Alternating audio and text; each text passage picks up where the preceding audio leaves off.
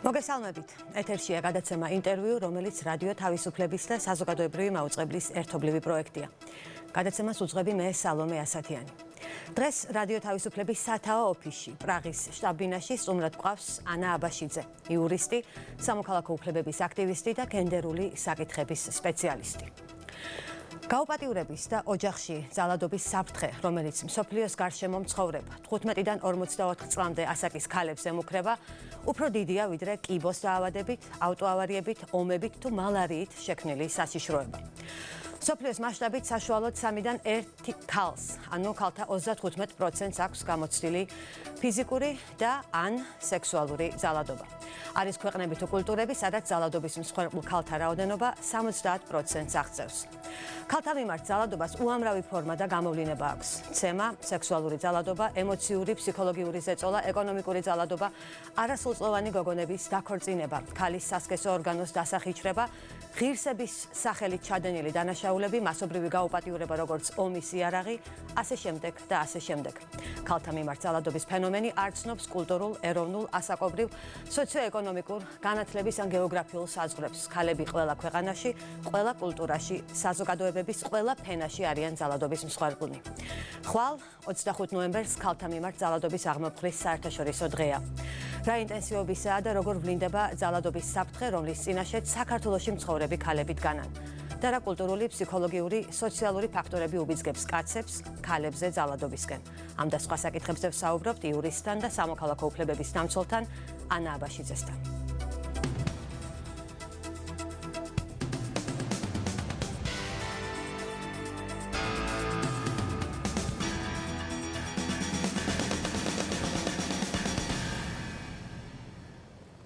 მოგესალმები ანა.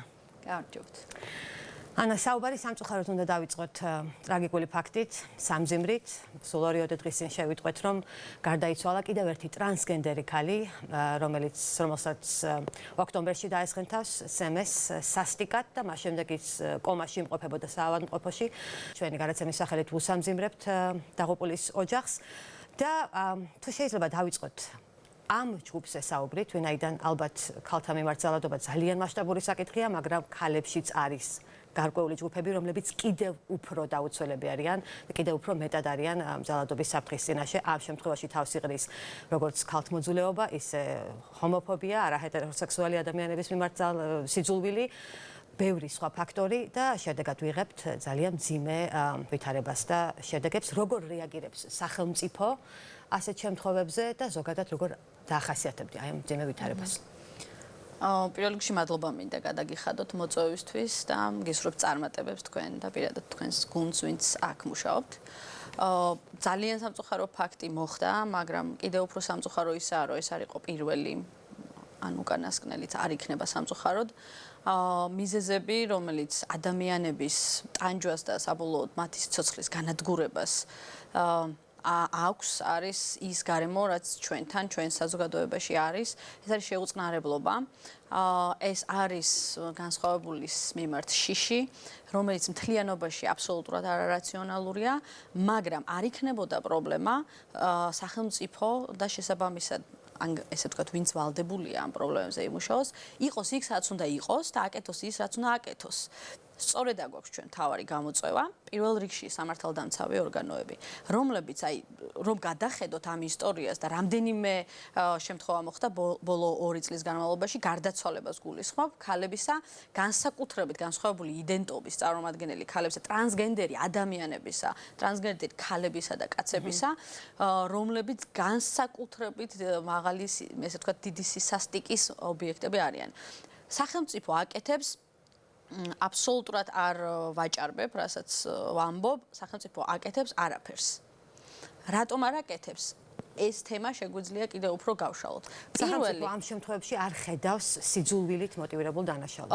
შეუძლებელია ცხოვრობდე საქართველოში, ანუ იქ სადაც ჩვენ გავიზარდეთ და სადაც ცხოვრობთ, შეუძლებელია ცხოვრობდე იქ და ასეთ დანაშაულში სიძულვილის მოტივის ეჭვი არ გაგიჩნდეს მინიმუმ ადამიანს და ეჭვის გაჩენა არის ყველაზე პირველი და მთავარი იმისთვის რომ გაგრძელდეს შესაბამისად გამოძიება და თუ ეჭვი გაგიჩნდება ანუ პირველ ვერსიად თუ დაუშვებ რომ აი ცოტა აი პრეზუმფცია უნდა შევცვალოთ ან წარმოდგენები მოხდა სიძულვილით მოხდა ამ დანაშაულის ჩადენა მანამ სანამ არ დავამტკიცებთ რომ არ მომხდარა სიძულვილით თუ ასე შეხედავს გამომძიებელი თუ ასე შეხედავს პროკურატურა დამერწმუნეთ რომ მათ ნამდვილად შესწევთ უნარი მივიდნენ კონკრეტულ რეალობასთან ეხლა როგორ უყურებს ეხლა არის პირიქით ანუ ისინი თვლიან რომ არ მომხდარა სიძულვილით დანაშაულის ჩადენა მანამ სანამ ვინმე მაგალითად დაზარალებულის ოჯახი, დაზარალებულის მეგობრები ან არ ვიცი, სხვა საზოგადოების წარმომადგენლები რაიმეს არ მოიმოქმედებენ და არ მიანიშნებენ სიძულვილის მოტივებზე. ცხადია ჩვენ არ შეგვიძლია, არც ვართ ვალდებული და არც შეგვიძლია ვაკეთოთ გამოძიების საქმე. მე დავსვავდი ერთ შეკითხვას. ეს რომ ობიექტურად დაუდგენელი ამბავი იყოს, როგორ ახერხებს ამას სხვა ქვეყნები? როგორ ახერხებენ მაგალითად ამერიკის შეერთებულ შტატებში, სადაც ამგვარი დანაშაულების გახსნის მაჩვენებელი 97%-ს აჯარებს.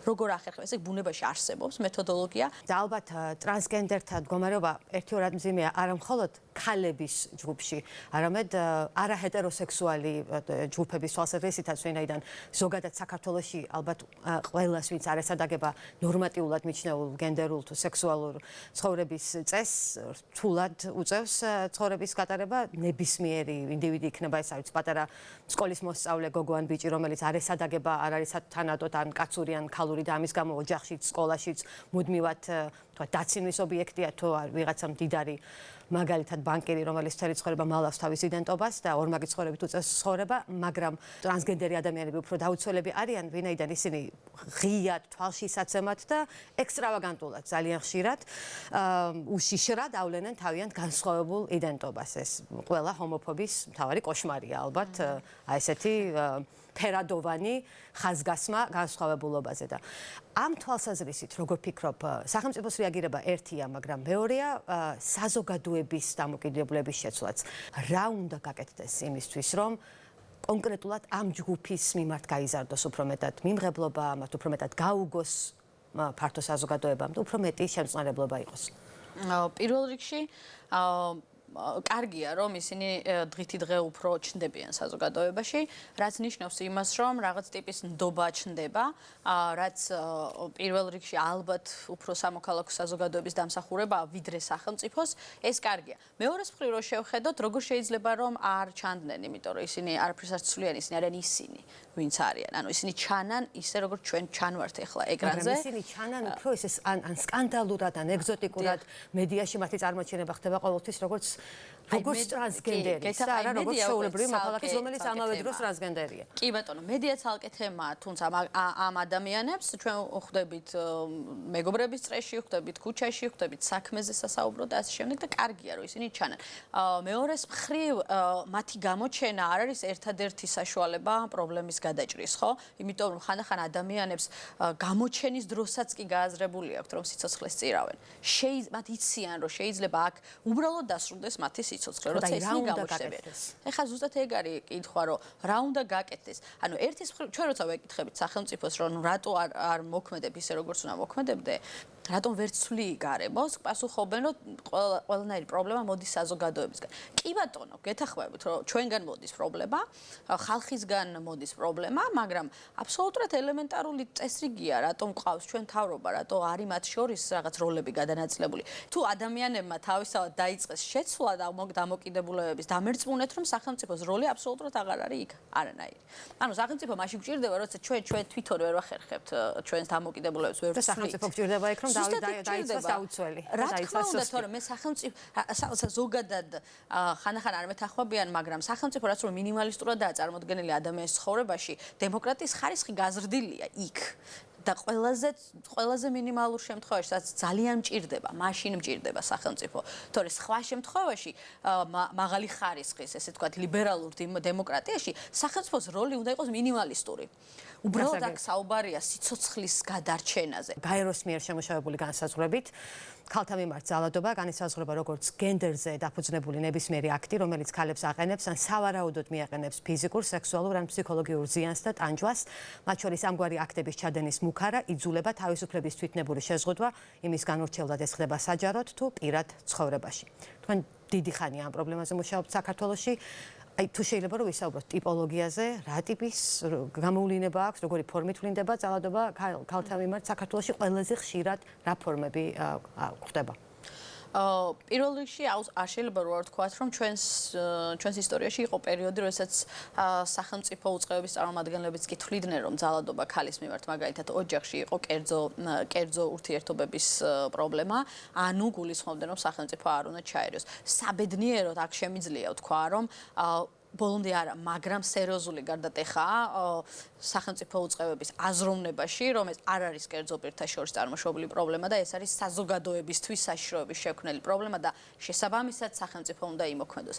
პირველს მაინც ვიტყოდი ეს არის ზოგადად დისკრიმინაციული განწყობები, ან მიზეზი არის დისკრიმინაციული განწყობები, რომელიც გამოიხატება რამდენიმე დანაშაულში, რამდენიმე გადაცდომაში და მათ შორის დომინირებს კვლელობები და ოჯახში ძალადობა. ზოგადად ქალის მიმართ ჩადენილი კვლელობები, რომელსაც ფემიციდს უწოდებთ, მაგრამ მაინც წამყვანი არის ოჯახის გარემოში ჩადენილი სხვადასხვა სახის, რაც თქვენ ჩამოთვალეთ, აბსოლუტურად ყველა ტიპის ძალადობას ჩვენ ვაწყდებით საქართველოში.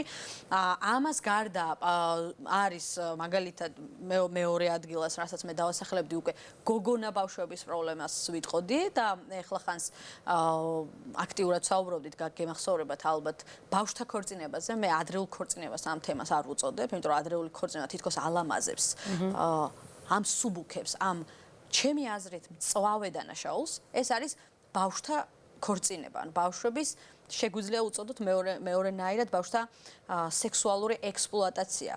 და სოციალურ ფენებში როგორ ნაწილდება აი ამ ტიპის ძალიან კარგი შეკითხვა. გონიათ, რომ და როგორც წესი ჩვენ ხომ ადვილად ვეძებთ დამნაშავეს და ადვილად ვეძებთ პატარა ჯგუფს, რომელზეც გვინდა რომ ეს პრობლემა ასოცირდეს. ჩვენ ყველაფერში, მათ შორის ძალადობის თემაშიც, მაგალითად სოციალურად დაუცველ ფენისკენ ვიშვერთ ხელს. ხო, სიღარიბე უბიძგებს მამაკაცს ძალადობისკენ, ეს არის კლიშე. ეს არის მითი. საერთოდ ბევრი მითი არსებობს ამ გენდერზე მუშაობის დროს, რომელსაც ნელ-ნელა ვცდილობთ, რომ ესე ვთქვათ, ფარდა ავხადოთ. ერთ-ერთი მითი არის ის, რომ სოციალურად დაუცველ ოჯახებში ან გაუნათლებელ ხალხში არსებობს ძალადობრივი განწყობები. ეს არის ტყუილი სტატისტიკას ამაზე მეტყველებს. ძალადობა ხდება განათლებულ, ანუ რაღაც ფორმალურ განათლებას გულისხმობ. ასეთ ოჯახებში ხდება სოციალურად დაცულ და საკმაოდ ძლიერად მაცხოვრებელ ოჯახებში აბსოლუტურად ყველა ფენაში ხდება ძალადობა. რატომ? მარტივად ძალადობრივ ქმედებებს არ წარმოშობს სოციალური სიდუხჭირე. სოციალური სიდუხჭირე ხანდახან არის მხარდამჭერი, ბჭყალებში მხარდამჭერი რაღაც ტიპის გადაცდომების, მაგრამ ის იმთავითვე არ არის მოტივატორი. მაყურებელს გვინდა შევთავაზოთ სიუჟეტი, რომელიც რადიო თავისუფლება მოამზადა 2-3 წლის წინ ჩვენმა კოლეგამ ეკა ქევანიშვილმა ერთ-ერთ თავშესაფარში, ძალადობის მსხვერპლ ქალთა თავშესაფარში, სადაც რამდენიმე ქალის ისტორიას მოვისმენთ, უშუალოდ მათ მიერ მონათხრობს, ცხადია შეცვლილია ხმაც და არც მათი სახეები ჩანს, მაგრამ ძალიან ტიპური და რეპრეზენტატიულია ჩვენი აზრით ეს სიუჟეტი, თუ შეიძლება ვნახოთ ის. ამათზეც როგორც ჩემზე, ისე ამათზე იყო ზეწოლა, ცემა და ყველაფერი, გინება და სულ ყველაფერი. სულ გცემ და სულ ისე დღეში ვიყავდით, რომ არ ვიცი ბავშვებს ისე დაუნდობლად ამას კლავდა. ერთხელ მიხრჩობდა მე, რომ გავიქეცი მეზობელთან რომ არ მომკლას, მოუწრიალდა ამას და ახრჩობდა ამას. მეზობელს უთხარი შეხედი არ მომიკლას მეთქი. აი თავისთავად შეეკითხოს, რისთვის, ვისთვის ითმენს. იმიტომ რომ მე ჩემს შვილებს არაფერი არ შევმატე ამით, დავაკელი.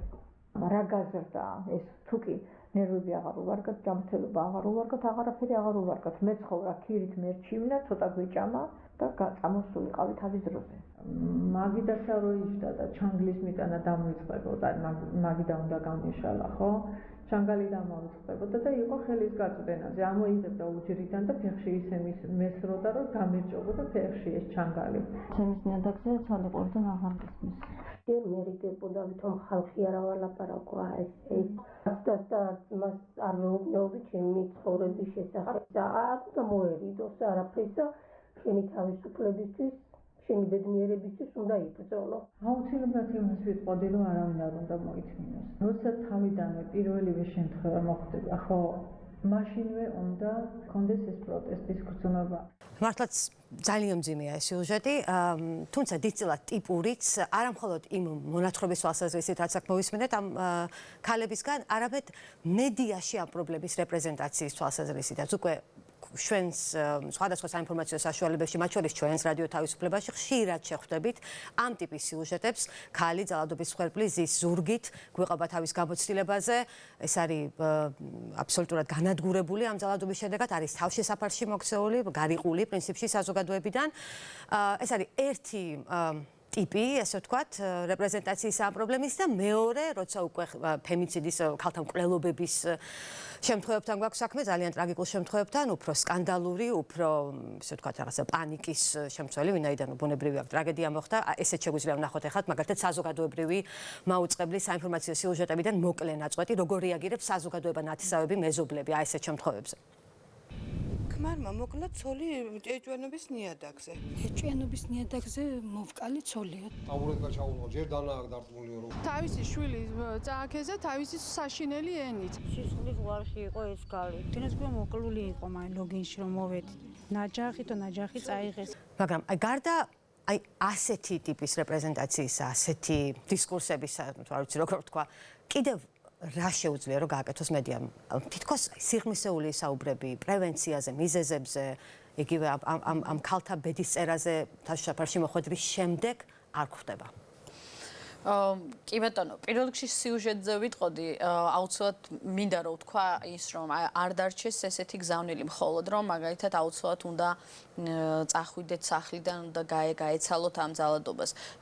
კი, ცხადია, რომ არავის არ გვსურს, რომ ძალადობაში ადამიანი ცხოვრობდეს, მაგრამ აქ ჩვენ თუ არ გავიაზრებთ, რომ ამ მსხვერპლის ადამიანის გაძლიერება არის აუცილებელი და პირველი შეუძლებელია ის წავიდეს იმ გარემოდან, სადაც ჩვენ ვთხოვთ, რომ წავიდეს. და ხანდახან ვაქილიკებთ კიდეც, როგორ 40 და 50 წელი, როგორ გაჩერდეს, იგი ღირსი ხარ. ანუ ჩვენ და პირდაპირ მიემართება მედიის როლს აქ, ანუ რისი თქმა მინდა, მედია გარდა იმისა, რაც აკეთებს, მესმის რომ რაღაც ტიპის გადაცემები არის, მაგრამ მედია ამასაც რომ არ აკეთებდეს, ჩვენ ვიქნებოდით სრულად ისეთ გარემოში, რომ იმასაც კი ვერ მივაღწევდით, რაც ეხლა რაღაც ტიპის მიღწევები გვაქვს, მაგრამ მედიას აქვს უფრო დიდი როლი.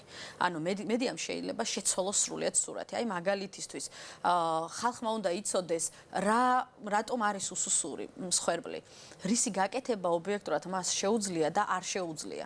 და ამის მერე ჩვენ გავხდებით მხარდამჭერები ამ მსხვერპლების და არ შევაფასებთ მათ იმის გამო რომ ისინი რჩებიან სადღაც მოძალადესად. არასამთავრობო ორგანიზაციების და აქტივისტების როლი როგორია აქ, ვინაიდან უმეტეს შემთხვევაში საზოგადოება მართლაც ხშირად დასცინის ქალს, რომელიც იტანს ძალადობას წლების განმავლობაში, მაგრამ ამის მიზეზი ძირითადად არის ხოლმე ეკონომიკური ფაქტორები.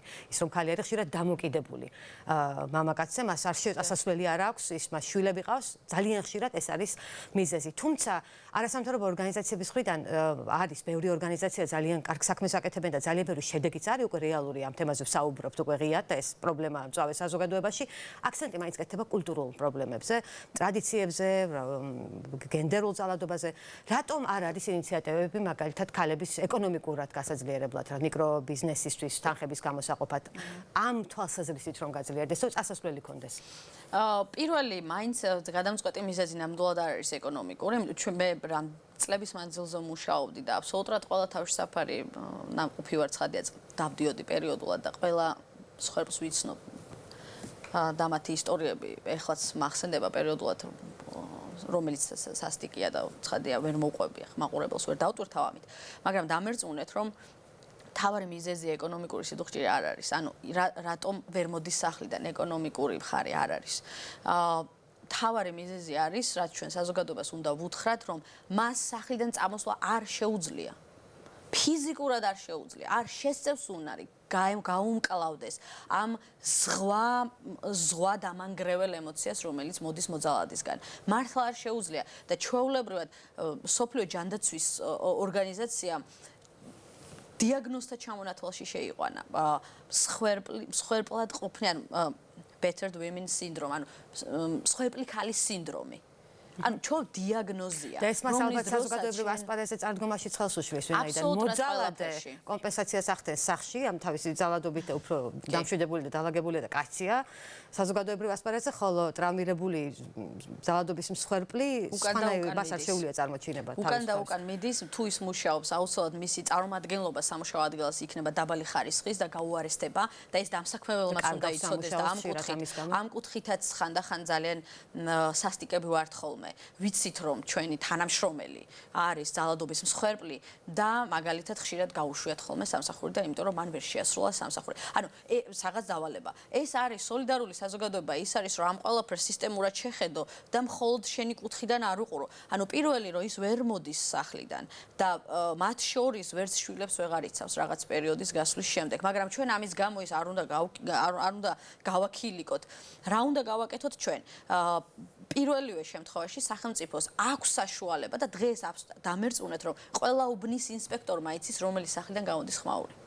ყველა უბნის ინსპექტორმა იცის სად არის კონფლიქტის ეტაპი, მაგრამ აბსოლუტურად არაფერს არ აკეთებენ. აი ეს არის კონფლიქტის ეტაპია ის ეტაპი, როდესაც სახელმწიფო უნდა იყოს ყველაზე ეფექტური და მას შეუძლია პრევენციაც კი მოახდინოს. მათ შორის ოჯახების ნგრევის პრევენცია შეუძლია.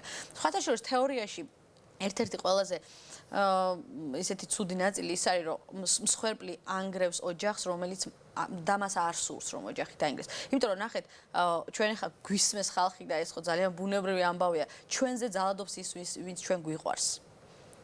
ეს ნაწილი განასხვავებს ამ დანაშაულს ყველა სხვა დანაშაულისგან. შესაბამისად, შენ ისეთი კლასიკური მეთოდით ვერ ებრძვი მოძალადეს. ხანდახან საერთოდ ვერ ებრძვი, იმიტომ რომ ის შეიძლება შენი შვილი იყოს, შეიძლება შენი დედა იყოს, მამა იყოს, ქმარი და ამ შემდეგ. და მაინც აი უფრო ეს ისეთი თემა ალბათ, რომელიც საჭიროებს ძალიან უხერხულ და საკმაოდ ესეთ შავბნელ ასპექტებისაც საუბარსაც, მათ შორის ადამიანის ფსიქიკის, კულტუროლოგიური იქნება ეს თუ ფსიქოლოგიური განზომილებები, რაზეც ნაკლებად საუბრობთ საქართველოშიც და მსოფლიოშიც. რა აიძულებს კაცებს იძალადონ ქალზე? რატომ ითვლება ქალზე ძალადობა, მისი გაკონტროლება, მისი დამორჩილება რაღაც კაცურობის დამკვიდრების გზად? და როგორ აიხსნება ის პარადოქსი, რომ გენდერულ განზომილებაში კაცისთვის არ ითვლება კარგ საქციელად ქალზე ძალადობა, ხო? ქალზე ხელის გარტყმა არაკაცური საქციელია და მაინც ასეთი სიხშირით ვაწყდებით ამ პრაქტიკას. აი, რასთან გვაქვს საქმე? პირველი ალბათ ჩემი აზრით ეს არის ორი მიზეზი. პირველი ეს არის გარკვეულ შემთხვევებში შიში და არარაციონალური ცხადია და მეორე შემთხვევაში არის ძალაუფლების დათმობის სურვილის არქონა. ანუ ძალიან მარტივია რომ შევხედოთ, ანუ კაცობრიობის ისტორიაში კაცი იყო პრაქტიკულად იყო ბატონი და პატრონი ქალის. ესე იყო ისტორია, ესე მომდინარეობს, ამიტომ არის ისტორიული ჩაგვრა ქალების. აქ არ დაწყებულა ეს 10 წლის წინ და 20 წლის წინ. ანუ მე ვარ შენზე მაქვს ბატონობა, გმართავ. და აბსოლუტურად ვარ სრულიად კომფორტულ მდგომარეობაში. და ეხლა თქვენ თხოვთ, რომ მე ჩემი სადავეები მე თვითონ შევზღუდო. ალბათ ის სტერეოტიპით, რომ ქალს არ უნდა დაარტყა, არის რომ სუსს არ უნდა დაარტყა. ეს არის ტყუილი სრულიად, იმიტომ რომ მე მაგას მოყვება, მაგრამ თუ ქალი გამოიჩენს არა ქალისთვის არა დამახასიათებელ ქცევას, თუ ქალი ასე მოიქცევა, ასე მოიქცევა. ანუ ბევრი თუა, ბევრი პირობაა, როცა შენ გადახედავ რეალურად პრაქტიკას ხო ვუყურებთ, ხა სადღეგრძელოებში რას ვამბობთ, ეს სხვა თემაა, მაგრამ პრაქტიკა აბსოლუტურად განსხვავდება ჩვენი მეტყველებისგან. ისევ აი საზოგადოებრივ სფეროში მიმდინარე დისკუსიებს რომ დაუბრუნდეთ, ფაქტია რომ ეს საკითხი გამწვავდა და გააქტიურდა და ამაზე საუბრობენ გაცილებით უფრო ხშირად ახლა ვიდრე უწინ და კარგად გაიხსენა მეც მახსოვს 10-11 წლის წინ პოლიტიკოსებს მაგალითად ეცინებოდათ იმ მოსაზრებაზე რომ ოჯახში შეიძლება იყოს სექსუალურ ძალადობასთან მქონდეს საქმე, რომ მეუღლე მიძალადოს ცოლზე. ნუ ეს იყო სასაცილო. ეხლა აღარ არის სასაცილო. რაღაც პროგრესი თითქოს არის ყოველ შემთხვევაში ამ თვალსაზრისით, მაგრამ ზოგჯერ შეიძლება მოგვეჩვენოს, რომ ეს პრობლემა მაინც შემოიფარგლება გარკვეული, ეს თქვა, ტერმინოლოგიური ჩარჩოებით, აი რასაც NGO დისკურსი უწოდებენ ხოლმე, საკმაოდ ისე, ნუ ნეგატიურ ასპექტში, ამით არ გვინდა დავაკნინოთ არასამთავრობოთა როლი, რომლებმაც ძალიან კოლოსალური სამუშაო გასწიეს მართლაც, მაგრამ აი რომ დაუკვირდეთ, ამ საკითხებზე მსჯელობა მიდის ძალიან სპეციფიკური ტერმინებით, ხო? ფემიციდი, მიზოგინია, გენდერი, სენსიტიურობა, ბენეფიციარი, ვიქტიმიზაცია, ასე შემდეგ და ასე შემდეგ. და ისე შთაბეჭდილება შეიძლება შეიქმნას, რომ ჩვენ ქალები ვლაპარაკობთ ვიღაც ქალებზე, მათზე, მსხვერპლებზე, სხვებზე. მაშინ როცა გარკვეული ფორმით გენდერული ძალადობა, დისკრიმინაცია შევიწროება, ალბათ ყველას გვაქვს გამოცდილი. ხო არ ფიქრობ, რომ უფრო ეფექტიანი იქნებოდა, რომ უფრო ადამიანური, უფრო სუბიექტური და პირადი, ესე ვთქვათ, მაგალითებით და ცოცხალი ისტორიებით გვესაუბრა. სრულიად გეთანხმებით პრობლემაში, სრულიად გეთანხმებით როგორ უნდა ვიმოქმედოთ. ჩემი აზრით ეს უფრო ვრცელი პრობლემაა და სხვა რამეებსაც მოიცავს ვიდრე მხოლოდ ქალთა თემაზე მომუშავე ორგანიზაციების გამოწვევას, მაგრამ თავარი მაინც ისაა, რომ კი გეთანხმებით რაღაც ტიპის ელიტარული ჯგუფები იქნებასავით სამოქალაქო საზოგადოებაში და ბევრი წელი თან რამდენიმე ორგანიზაცია იყო, რომელსაც მონიშნული ჰქონდა რაღაც ადგილი და ითვლებოდა რომ მაგალითად მათ თემებში უბრალოდ არ შეიძლებოდა გემუშავათ ვიღაცა ახალს, რაც ნიშნავს იმას, რომ იქნება ზუსტად აი რაღაცა დისტანცირების პრობლემა. მე ვიცნობ ადამიანებს, რომლებიც ლაპარაკობენ გამოწვევებზე, მაგრამ არც ერთხელ არ უნახავთ ის ადამიანი, ვიზეც მუშაობენ. და ლაპარაკობენ აბსოლუტურად აცდენილი არიან რეალობას.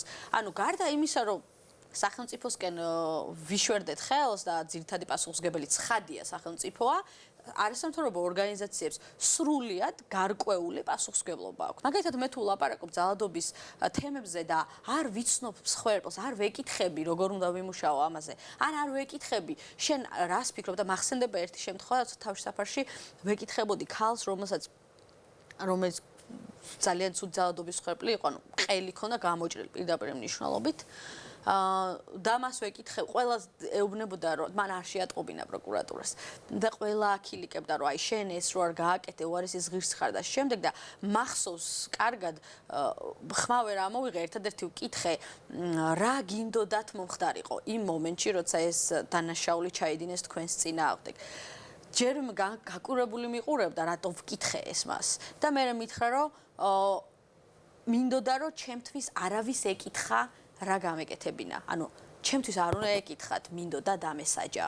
იმიტომ რომ მე არ მქონდა ძალა მეთქვა, რომ კი დასაჯეთ და პროკურორი მხოლოდ იმას აკეთებდა, რომ მე მაიძულებდა ყოფილიყავი გმირი. ანუ ეს არის მარტივი მაგალითი იმისა, როგორ ჩვენ როგორ არ გვესმის მათი ვისთვისაც მუშაობთ. ჩვენ ძალიან ცოტა გვხვდება სამწუხაროდ, მაგრამ დასასრულს ძალიან მოკლედ რას ეტყოდი იმ ქალებს, რომლებიც ეხლა იმედია გვიყურებენ და სამწუხაროდ ესეთი შემთხვევები იქნება, რომლებიც ძალადობის მსხვერპლნი არიან, ან მოცემულ მომენტში, ან მალე გახდებიან, ან მუდმივად განიცდიან, რა გააკეთონ. შეგვიძლია რამე რჩევა მივცეთ თუ ისე დისკუსიის. პირველ რიგში მე პირველს რასაც ურჩევდი არის ის, რომ უზრუნველყონ უსაფრთხო გარემო მათთვის პირველ რიგში, სანამ ვინმეს დაურეკავენ და ასე შემდეგ და ხმამაღლა ილაპარაკებენ, ადამიანს სჭირდება იმ წუთიერი უსაფრთხოება. ეს შეიძლება იმ მომენტში პატრულის საშუალებითაც იყოს შესაძლებელი, მაგრამ არის შემთხვევები, როდესაც ქალი თulis, რომ შეუძლია უფრო უტკივნეულოდ გაშორდეს იმ ძალადობრივ გარემოს. მისი არჩევანია და ეს ყველაზე კარგად მან იცის რა უნდა გააკეთოს, მაგრამ როდესაც აი მაგალითად უშუალო ძალადობის ფაქტია, პირველი რაც უნდა გააკეთოს ამ შემთხვევაში არის საპატრულო პოლიციასთან ზარი, რომელიც იმწუთიერად გადაარჩენს. შემდგომში ძალიან მიძნელდება ხოლმე, არ შემიძლია ვთქვა, რომ აი მოდით ხმამაღლა ილაპარაკეთ, გამოდით და იყვირეთ. ეს არის თავის მოტყუება, იმიტომ რომ იმ ადამიანს აქვს აბსოლუტურად უსუსური მდგომარეობა, ის ვერც იყვირებს, ვერც გამოვა და ვერც ხმამაღლა ვერ ილაპარაკებს, მანამ სანამ სახელმწიფო ძალიან ძლიერად არ დაუდგება გვერდში. ანუ ეხლა ეს გზავნილი უფრო სახელმწიფოსკენ არის, რომელსაც პირდაპირ ვეტყვი და სულ ვეუბნებით, რომ შექმენით რაღაც კონკრეტული პროგრამები, მომსახურებები, რომელიც ქალს გააძლიერებს, შეიძლება ქალი სახლიდან არ წარმოვიდეს, პარალელურად მიიღოს ეს მომსახურებები და იმ დონეზე გაძლიერდეს, რომ მე შეძლოს დატოვოს ძალადობრივი გარემო. პოლიცია ახსენე, შენ საქართველოში უკვე გვაქვს ისეთი შემთხვევები, როცა პოლიციაში უწინ თავად გენდერული ძალადობის მსხვერპლი ქალები მიდიან, მაგალითად ასეთია მაია ფელიშვილი, რომელიც უკვე 10 წელია ქვემო ქართლის პოლიციის უბნის ინსპექტორია, შეგვიძლია მისი მოკლე მონათხრობით მოვისმინოთ ახლა და შემდეგ უკვე დავასრულებთ გადაცემას. ეს არის საზოგადოებრივი მაუწყებლის საინფორმაციო გადაცემების არქივიდან ნაწყვეტი. ცხოვრობდი ოჯახში, სადაც ჩემს მიმართ ხორციელდებოდა ძალადობის სხვადასხვა ფორმები. და შემდეგ, როდესაც პოლიციის აკადემიაში დავიწყე სწავლა, მხოლოდ ამის შემდეგ გავაცნობიერე, რომ მე თავად ვიყავი ძალადობის მსხვერპლი. აი, ასეთი პოლიციელი რა თქმა უნდა გასილებით უფრო გაუგებს. კი, და საერთოდ ქალი და კაცი პოლიციის ერთად მუშაობა კვლევებმა აჩვენეს საქართველოში, რომ არის გაცილებით ეფექტური. ძალიან სწორი კომენტარი გააკეთა. მე გავაანალიზე, რომ ვიყავი ძალადობის მსხვერპლი. ასე რომ ანუ გაკიცხავთ ამ ხალხს პირიქით, რაც შეგვიძლია კონსულტაციებიდან დაწყებული ადამიანებთან დაკავშირება, სხვადასხვა ადამიანებთან დაკავშირება, ის უნდა გავაკეთოთ ყოველგვარი კრიტიკის გარეშე და ეს ადამიანები როგორც კი იგრძნობენ, რომ მარტო არ არიან ამ ტრაგედიაში და მართლა ტრაგედია მათ ირგვლივ, რაც ძალადობას მოყვება, თვითონ მოახერხებენ დააღწიონ თავი ამ ძალადობას, უკვე დააღწიონ უკვე სტაბილურად. უკან აღარ დაბრუნდნენ არასდროს ძალადობრივ გარემოში. წარმატებებს გისურვებთ ანა. დიდი მადლობა. ანა აბაშიძე იყო ჩვენი სტუმარი, იურისტი, სამოქალაქო უფლებების დამცველი. თქვენ უყურებდით გადაცემა ინტერვიუს, რომელიც რადიო თავისუფლების და საზოგადოებრივი მაუწყებლის ერთობლივი პროექტია. გადაცემას უძღვებოდი მე სალომე ასათიანი. ამ გადაცემის ჩანაწერის ხილვა შეგიძლიათ რადიო თავისუფლების და საზოგადოებრივი მაუწყებლის ვებსაიტებზე. დიდი მადლობა ყურადღებისთვის, გემშვიდობებით ერთი კვირით.